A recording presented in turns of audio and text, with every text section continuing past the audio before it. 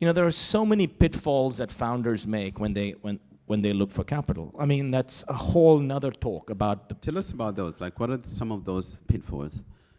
Number 3, which is probably the biggest fuck up that founders make, is they don't know who they're talking to.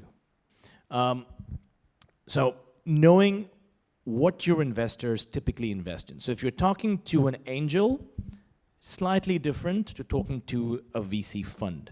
Now, if you're talking to a VC fund, what should you keep in mind? A, do research on who they have invested in before.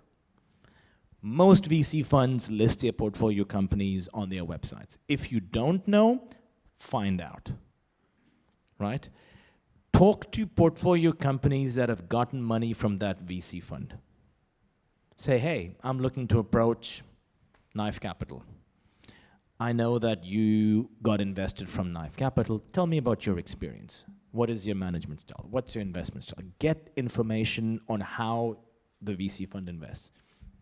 Understand what their strategy is, what they're looking for in return. So do enough research on your investor as they would do on you.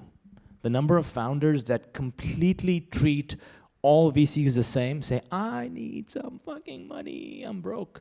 And they do the same pitch, they're like, you haven't prepared for this meeting. So knowing what your VC fund or the VC fund that you're pitching to does, you know what is very, very attractive? I had a founder approach us 3 weeks ago. I mean, like, it's like dating to a large extent. They're like, oh, Zach, I know that you've got a portfolio of 30, 40 companies in your fund. I noticed that you invested in this debt collection company in Nigeria that does an AI channel to collect debt.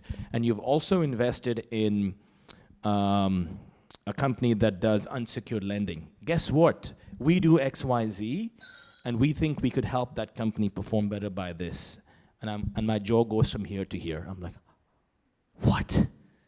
You've done so much research on not just me as a fund, but our portfolio companies, and you've made the effort to even think about how you can benefit my portfolio companies. I love you.